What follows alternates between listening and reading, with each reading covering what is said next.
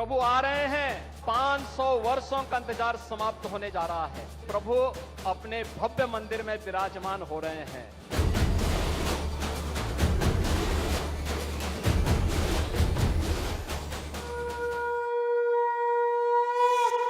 ओम जय श्री राम। नमस्कार, बहुत बहुत स्वागत है आपका अनादि टीवी की इस खास पेशकश में। मैं हूं आपके साथ पारुल। अयोध्या में रामलला आने वाले हैं। प्राण प्रतिष्ठा को लेकर तैयारियां जोरों पर हैं। 22 जनवरी को देश विदेश से सैकड़ों की संख्या में मेहमान रामनगरी पहुंचेंगे। ये संघर्ष कोई 4-5 दिन का नहीं है, बल्कि पूरे 500 वर्षों का संघर्ष है। वो 500 साल जिसे गोरखपुर के गोरक्षपीठ ने जिया, देखा और महसूस किया। एक लंबे संघर्ष के बाद देश और विदेश के करोड़ों राम भक्तों का सपना पूरा होने वाला है। 22 जनवरी को पूरी प्राण प्रतिष्ठा के साथ प्रभु श्री राम के दर्शन सभी को मिलेंगे और इस कार्यक्रम की देखरेख उत्तर प्रदेश के मुख्यमंत्री योगी आदित्यनाथ की अगुवाई में हो रही है। प्रभु आ रहे हैं। 500 वर्षों का इंतजार समाप्त होने जा रहा है। प्रभु अपने भव्य मंदिर में विराजमान हो रहे हैं।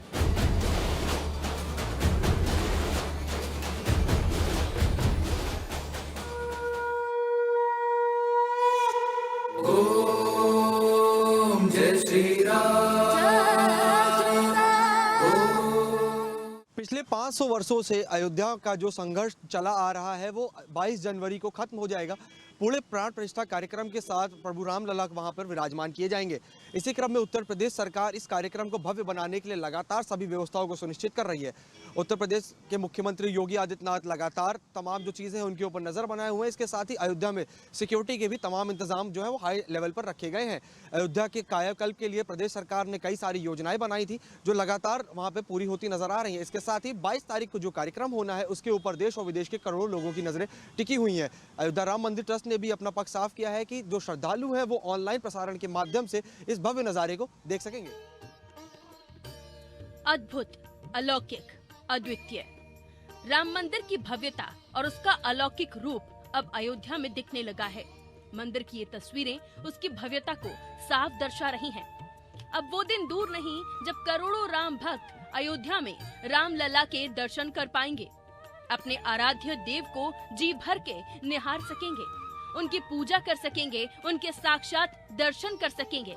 क्योंकि जैसे जैसे दिन आगे बढ़ रहा है, अयोध्या में बन रहा भगवान श्री राम का भव्य मंदिर अद्भुत और अलौकिक रूप ले रहा है। सच्चाई यही है कि 500 वर्षों के अथक संघर्षों और आंदोलन के बाद ये अवसर आया है। इस संघर्ष और आंदोलन में जिस पीठ ने सबसे ज्यादा संघर्ष किया और आंदोलन का पुरोधा रहा, वो गोरक्ष पीठ है। राम जन्मभूमि आंदोलन पर गोरक्षपीठ का जो योगदान रहा है उसे इतिहास कभी नहीं भुला पाएगा। ये पीठ हमेशा राम जन्मभूमि मुक्ति के लिए संघर्षरत रही। ये चौथी पीढ़ी है योगी आदित्यनाथ जी की, जो इस आंदोलन से जुड़े रहे हैं, उस रामकाज से जुड़े रहे हैं। मुझे याद है मैंने अयोध्या कवरेज की है और योगी जी के जो गुरु थे महंत अवैधनाथ जी, वो राम जन्मभूमि मंदिर ट्रस्ट के अध्यक्ष भी थे, सर्वे सर्वा थे। उनके बिना कोई काम नहीं चल सकता था। वो अगुवा थे इस सारे आंदोलन के। उसके बाद योगी आदित्यनाथ जी ने कमान संभाली, उनका भी काफी योगदान रहा। और स्थिति ये रही, ये सौभाग्य कुछ लोगों को मिलता है, बिरलों को मिलता है कि जब भगवान रामलला जो हैं जब टेंट से बाहर आ रहे थे, तब यदि किसी की गोद में गए रामलला, तो वो योगी आदित्यनाथ जी की गोद में रामलला को वो लेके गोद में आए थे।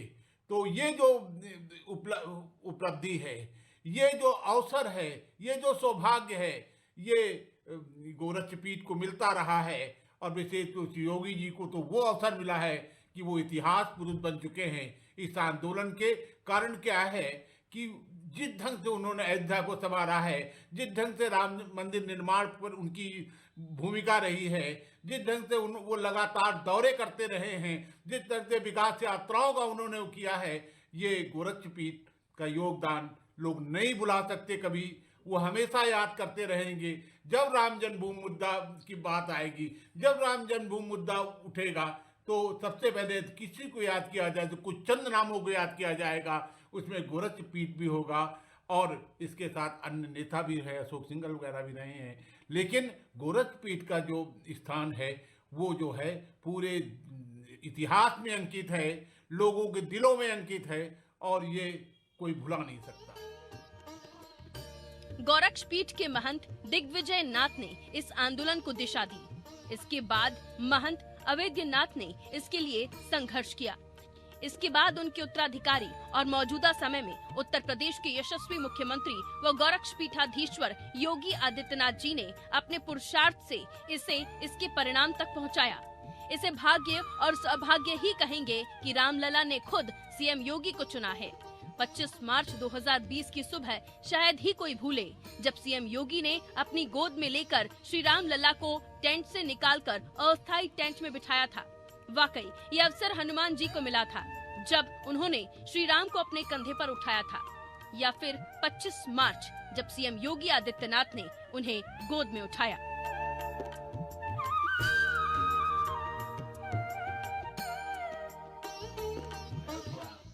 सज रही है, संवर रही है।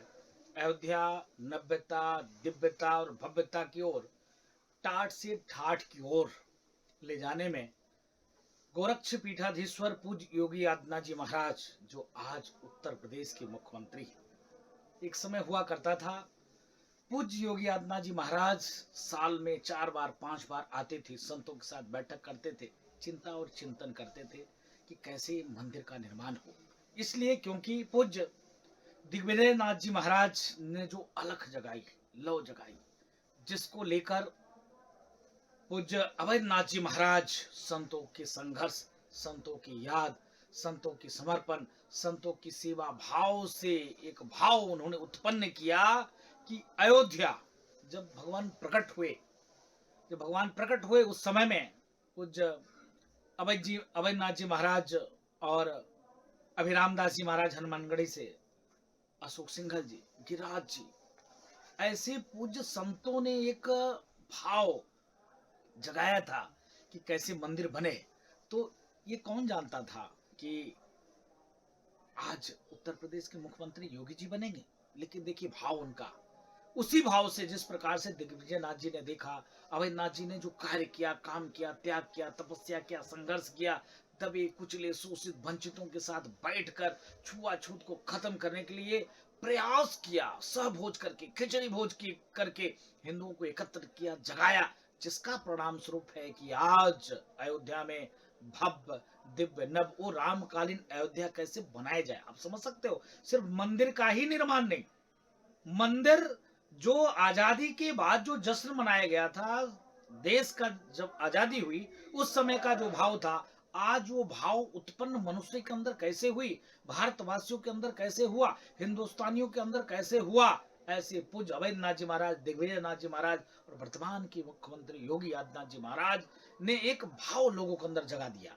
आप समझिए, डेवलपमेंट से लेकर विकास से लेकर पर्यटक स्थल कैसे अयोध्या कैसे जोड़ा जाए, चाहे श्री राम एयरपोर्ट का मामला हो, आज महर्षि वाल्मीकि एयरपोर्ट हो गई, चाहे अयोध्या रेलवे स्टेशन आप देखो, जैसे एयरपोर्ट जैसे अयोध्या रेलवे स्टेशन दिख रहा है।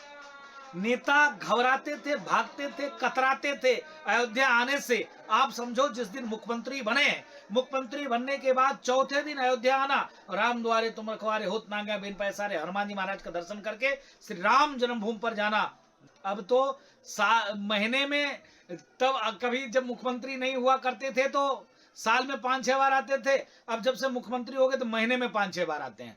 आकर दर्शन करके डेवलपमेंट कैसे हो, विकास कार्य की गति और कैसे तेजी हो, और उस राम समकालीन अयोध्या पौराणिकता बरकरार रहे, तब कैसे बनाया जाए। ये अगर किसी से सीख लेना है किसी प्रदेश के मुख्यमंत्रियों को, तो पूज्य योगी आदित्यनाथ जी महाराज के। आप समझिए कि टाट में जब थे भगवान तो वैकल्पिक मंदिर में लेके आए, वैकल्पिक मंदिर में लेके आए, और उसके बाद आप समझिए खुद अपने हाथों से उठाकर भगवान को वैकल्पिक मंदिर में पूज्य योगी आदित्यनाथ जी महाराज लेकर आए।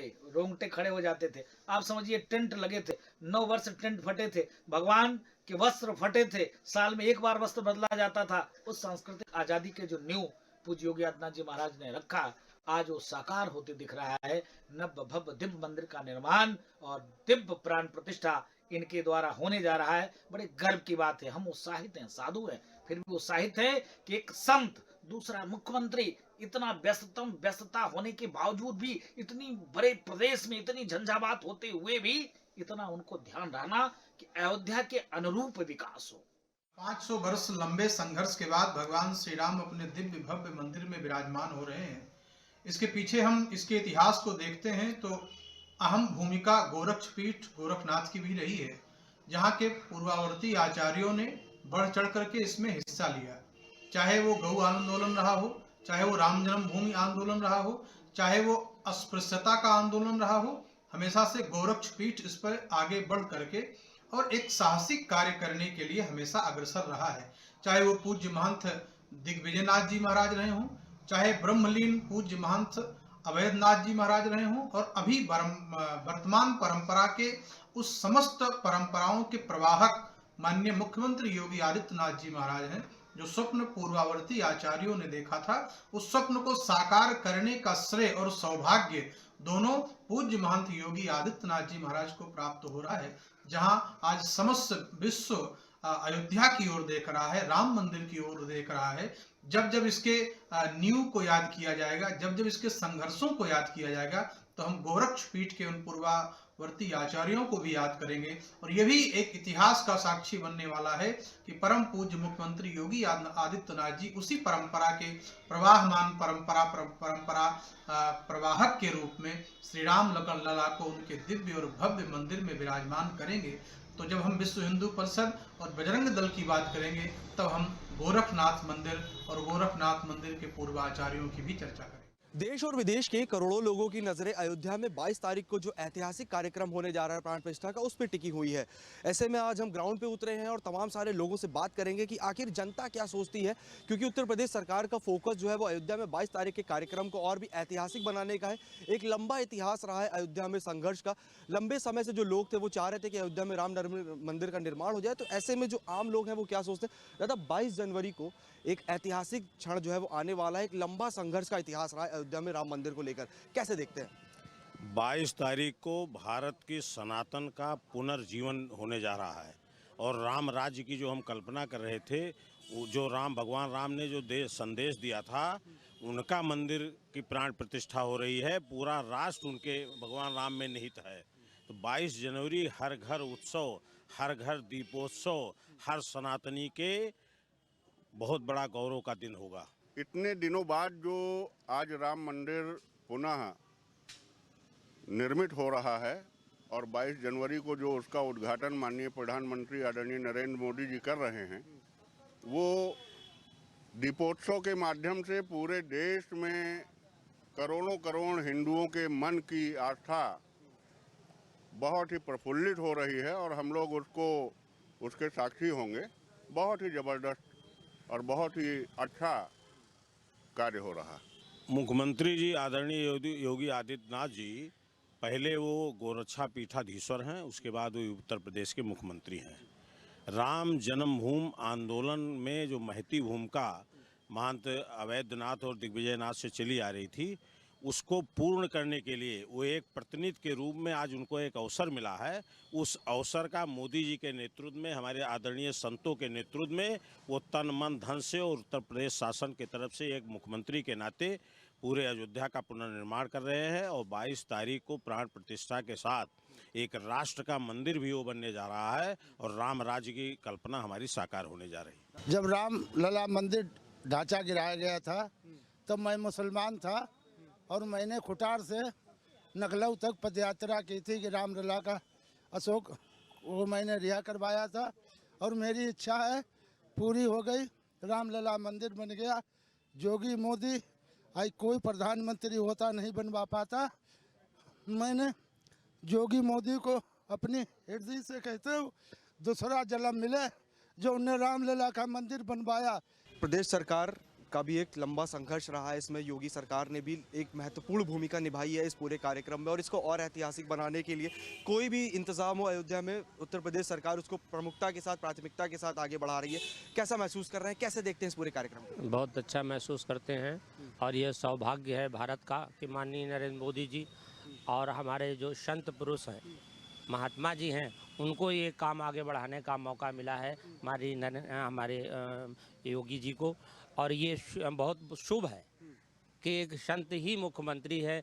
ये देश का पहला ऐसा चांस है कि भगवान राम का जो यहाँ पर मंदिर बन रहा है उसकी अगुवाई एक संत पुरुष कर रहे हैं, जो प्रशासक भी।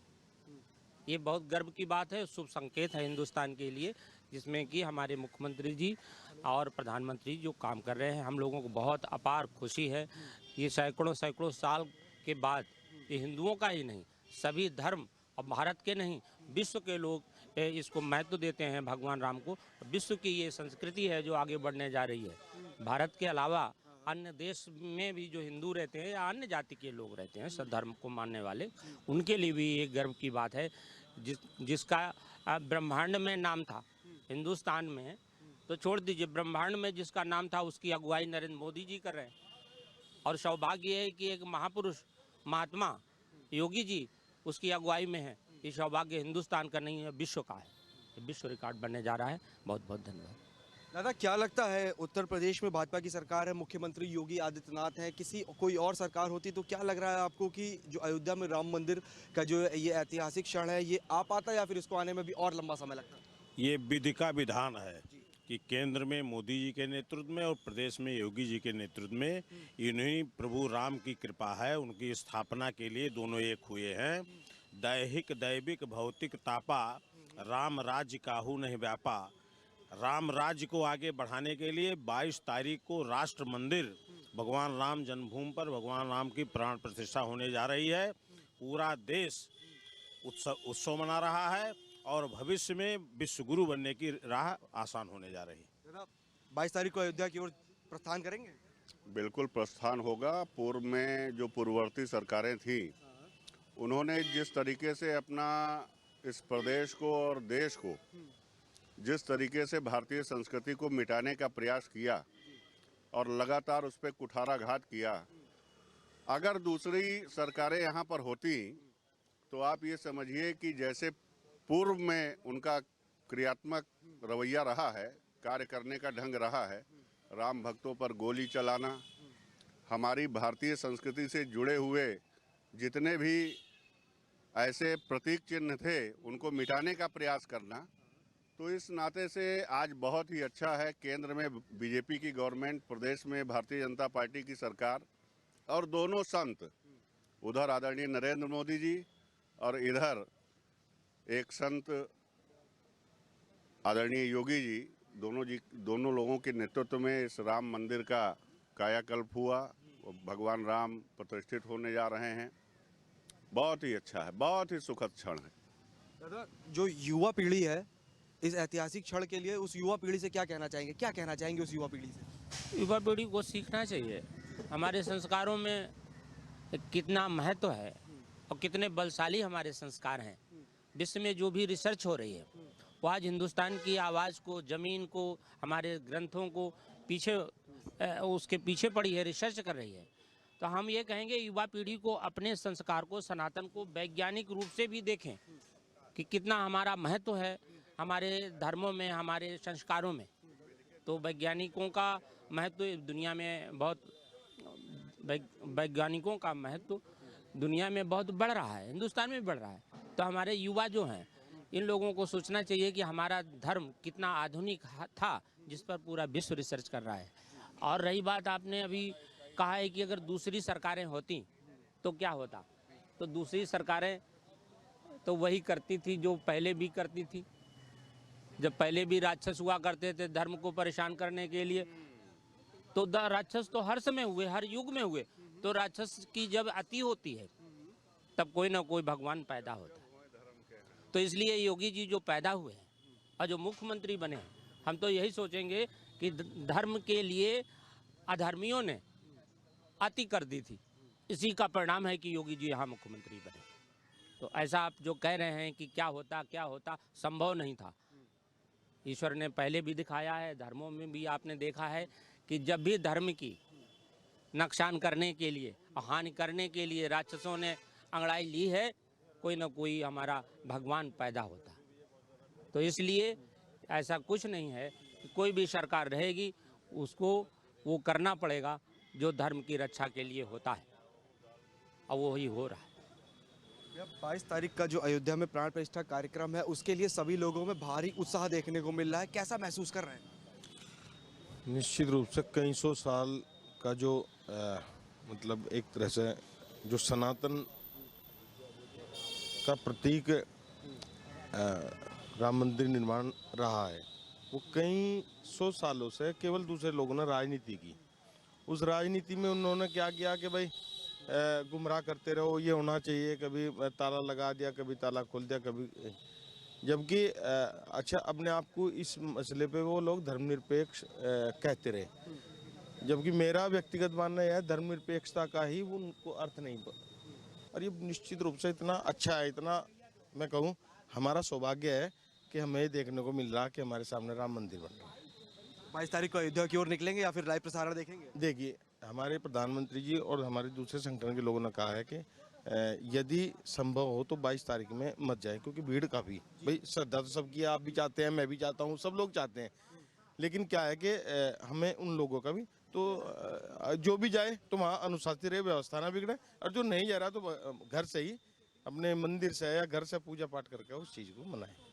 तो कुल मिला के हमने तमाम सारे लोगों से बात की और सभी लोगों का साफ तौर से कहना है कि अयोध्या में 22 तारीख को जो प्राण प्रतिष्ठा का कार्यक्रम है उसको और भी ऐतिहासिक बनाने के लिए प्रदेश सरकार जो भी निर्णय ले रही है उसका सभी लोग सम्मान कर रहे हैं। और इसके साथ ही लोगों ने कहा है कि एक लंबे संघर्ष का इतिहास रहा है अयोध्या में राम मंदिर का, और अब जब ये वापस हो रहा है, जब ये पल है ये आ रहा है, तो ऐसे में लोगों में भारी उत्साह है 22 तारीख के कार्यक्रम को लेकर। विजय अनिल के साथ उमंग पांडे, रानी टीवी, लखनऊ। ओम जय श्री राम। जी हाँ, 22 जनवरी को रामलला अपने धाम में स्थापित होने जा रहे हैं। इस पूरे परिदृश्य में गोरक्षपीठ और पीठ के संतों का तुलनीय योगदान रहा। ये सौभाग्य का विषय है कि योगी आदित्यनाथ जी के द्वारा एक ओर जहां त्रेता युगीन अयोध्या पुनर्स्थापित हो रही है और दूसरी ओर रामलला योगी जी के कर कमलों से ही अपने दरबार में स्थापित होने जा रहे हैं। ओम जय श्री राम। तो देखा आपने कितना भव्य मंदिर बनने जा रहा है, और साथ ही इस पूरे मंदिर को बनाने के पीछे क्या कुछ खास रहा वो भी हमने आपको बताया। इसी के साथ मुझे दीजिए इजाजत, नमस्कार। प्रभु आ रहे हैं, 500 वर्षों का इंतजार समाप्त होने जा रहा है। प्रभु अपने भव्य मंदिर में विराजमान हो रहे हैं।